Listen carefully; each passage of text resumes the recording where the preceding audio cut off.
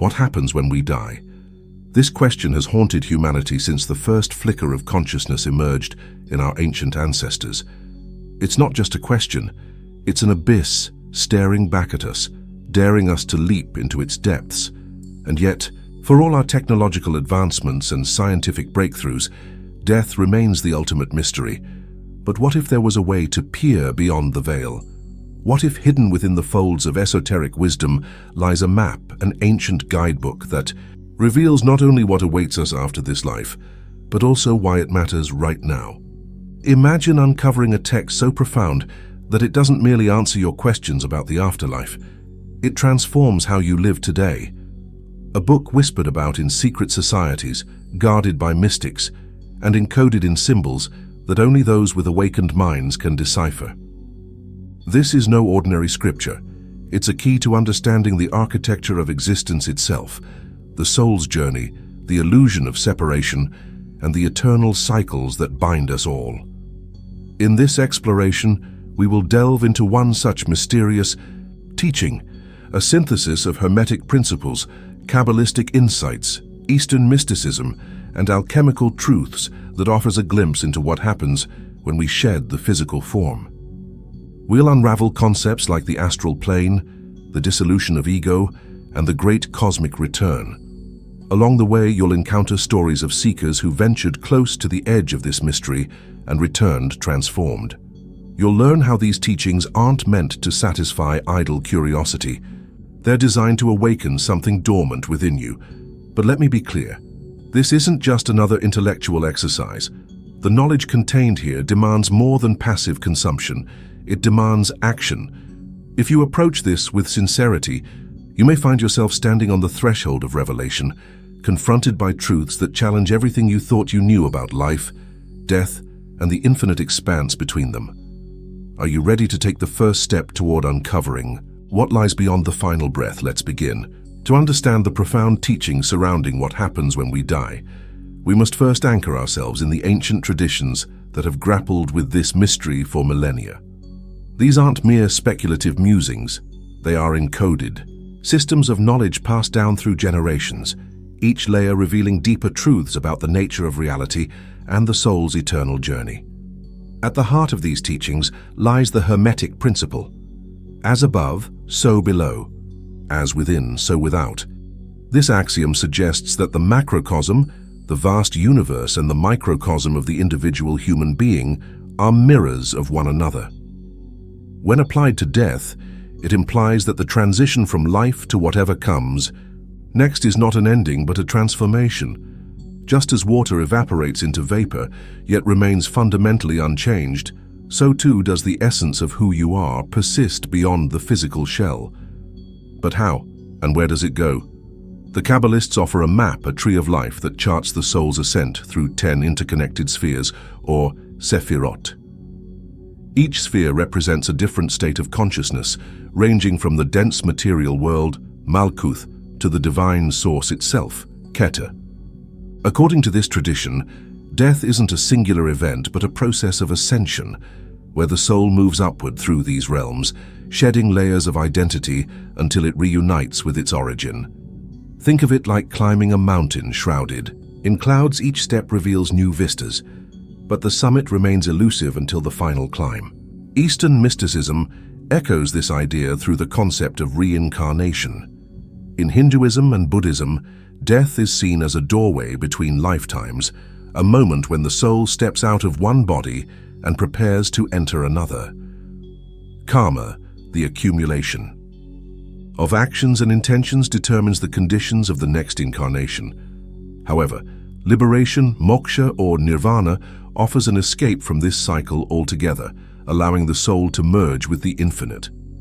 It's a tantalizing promise, freedom from the endless wheel of birth and death, yet achieving it requires mastery over desire, attachment, and ego, the very forces that bind us to the material plane. Alchemy, often misunderstood as the pursuit of turning base metals into gold, is actually a deeply spiritual practice. Its true aim is the transmutation of the soul, transforming the leaden weight of ignorance into the radiant light of wisdom. Alchemists speak of a second death, which occurs not in the physical realm, but in the psyche. It's the death of the false self, the constructed persona shaped by societal expectations, fears, and desires. Only by confronting and dismantling this shadow can one access the philosopher's stone, the symbol of ultimate enlightenment. Sacred geometry ties these threads together, offering a universal language that transcends cultural boundaries. The Flower of Life, Metatron's Cube, and the Sri Yantra are more than beautiful patterns. They encode the blueprint of creation. They remind us that existence itself follows precise mathematical laws, suggesting that even death adheres to a cosmic order. What appears chaotic to our limited perception may in fact be part of a grand design. These traditions converge on a single truth: death is not the enemy. It is a threshold, a rite of passage that every soul must undergo. To fear it is to misunderstand its purpose, to resist growth, evolution, and transcendence. But understanding alone isn't enough. Knowledge becomes power only when acted upon. As we move deeper into this exploration, prepare yourself to confront uncomfortable truths. Because the real question isn't what happens when we die, it's whether you're willing to live fully while alive. Let us now turn our attention to the mechanics of what happens when we die, or more accurately, what occurs during the soul's transition from the physical plane to the non-physical. To grasp this, imagine your consciousness as a river. In life, that river flows through the narrow channels of your body, shaped and directed by the contours of your mind, emotions, and sensory experiences. Death is the moment when the river spills out of its banks, no longer constrained by the form it once inhabited. But where does it go? What determines its course? The esoteric traditions describe this journey as unfolding in stages, each governed by universal laws. Picture these stages as concentric circles radiating outward from the self. The first circle you encounter after death is often referred to as the astral plane or the bardo, depending on the tradition. This realm is neither heaven nor hell, but a reflection of your inner world, an intermediate space where unresolved thoughts, emotions, and desires take shape around you. If you've ever had a vivid dream, you've glimpsed something akin to the astral plane. It's a place where the subconscious reigns supreme, manifesting landscapes and encounters that mirror your deepest fears, attachments, and aspirations. Here's where things get interesting. The astral plane isn't static. It responds dynamically to your state of being. If you carry guilt, anger, or regret into death, those energies will crystallize into challenges you must face. Conversely, if you cultivate virtues like compassion, forgiveness, and clarity while alive, the astral becomes a luminous sanctuary rather than a labyrinth of shadows. This principle underscores why many mystics emphasize living with intention, not just for the sake of earthly success, but to prepare the soul for what lies ahead. As the soul moves further outward, it encounters what some call the akashic records, an ethereal library containing every thought, word, and action ever performed by every individual who has ever lived. Imagine walking into a vast hall filled with glowing scrolls, each one bearing the story of a lifetime. Here, the soul undergoes a process of review, a cosmic reckoning, if you will, but unlike the punitive judgment depicted in religious texts, this experience is deeply personal. You see yourself not as a victim or hero, but as part of an interconnected web. Every choice you made ripples outward, affecting others in ways you may never have realized. This realization can be both humbling and liberating. Now let's pause here for a moment. Do you notice a pattern emerging? Each stage of the soul's journey reflects back to you the quality of your existence. Your beliefs, habits, and relationships don't vanish at death, they become magnified. This is why the ancients warned against living unconsciously. They understood that how you navigate life determines how you navigate death. And yet, even amidst this sobering truth, there's hope. Embedded within these teachings is a promise: no matter how lost or burdened you feel, transformation is always possible. But here's the catch. These insights aren't meant to comfort you passively. They demand engagement. Are you willing to confront the parts of yourself you'd rather ignore? Can you embrace the paradox that dying begins long before the body ceases to function? These questions lead us closer to understanding the ultimate mystery: But they also reveal why so few are truly prepared for it. As the soul progresses beyond the astral plane and the akashic review, it enters realms that defy conventional understanding. These higher dimensions are not places in the physical sense, but states of consciousness, vibrational frequencies that resonate with purity, unity, and divine intelligence. To comprehend them, we must abandon linear thinking and embrace a multidimensional perspective. Here, the soul begins to shed even deeper layers of illusion, moving closer to what mystics describe as the great cosmic return. One of the most profound teachings in this phase comes from alchemy, the concept of conjunctia, or union. In life, the human psyche is fragmented. We exist as a collection of competing desires, identities, and fears. Death initiates a process of reintegration, where these scattered pieces coalesce into wholeness. The ego, which once served as the lens through which you perceived reality, dissolves entirely. This dissolution isn't destruction, it's transcendence. Imagine standing before an infinite mirror, only to realize that every reflection is you and yet none of them are separate from the whole. It's here that the soul encounters its true nature, boundless, eternal, and inseparable from the source of all creation. But what happens next? According to sacred geometry, the soul follows a spiral path, a motif found in everything from seashells to galaxies. Spirals symbolize growth, evolution, and cyclical renewal. After death, the soul doesn't simply merge back into the divine, it spirals outward again, carrying the lessons and wisdom accrued during its earthly journey. Some traditions refer to this as the descent of light, where enlightened souls choose to reincarnate, not out of karmic obligation, but out of love for the unfolding drama of existence. They return not to escape suffering, but to alleviate it, becoming conduits of grace in a world still grappling with duality. This brings us to a little-known insight. Death is not the end of individuality. While the ego dissolves, the essence of who you are, the unique vibration of your soul, persists. Think of it like a musical note. Each note contributes to the symphony of existence, distinct yet harmonious. Even after merging with the divine, your note continues to resonate, influencing the greater composition. This idea challenges the binary framing often imposed on spirituality. Either you lose yourself completely, or retain your identity forever. Instead, esoteric philosophy proposes a third way, a paradoxical state where individuality and unity coexist. Now let's address something rarely discussed, the role of fear in shaping the afterlife experience. Many people believe that fear itself can trap the soul in lower vibrational realms, but fear isn't inherently negative. It's a signal pointing to areas of resistance within you. By confronting and releasing fear while alive, you free your soul to ascend unencumbered. This principle is echoed in Tibetan Buddhist practices surrounding the Bardo Thodos, or Book of the Dead, which provides instructions for navigating the intermediate states between death and rebirth. Central to these teachings is the importance of maintaining awareness during the dying process. Without clarity, the soul risks being swept away by instinctive reactions, clinging to familiar patterns rather than embracing liberation. Finally, consider this.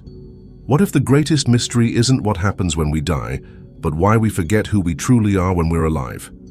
Esoteric philosophy suggests that incarnation is a form of voluntary amnesia. The soul descends into density, taking on a body and personality to explore themes like love, power, and creativity. Yet this descent also obscures its divine origins. Awakening, then, is the act of remembering not just intellectually, but experientially. And this remembrance has profound implications for how you live today. Now that we've ventured deep into the esoteric landscape of what happens when we die, it's time to bring these insights down to earth. This isn't just theoretical knowledge, it's a call to action. The wisdom traditions we've explored aren't meant to be admired from afar.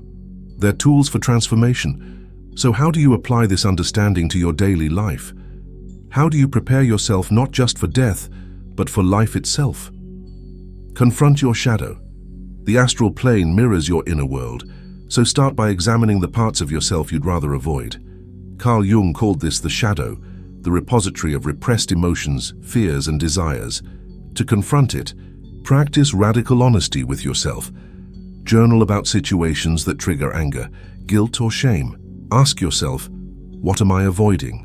What beliefs are holding me back? By bringing these aspects into conscious awareness, you begin to dissolve their grip on your psyche.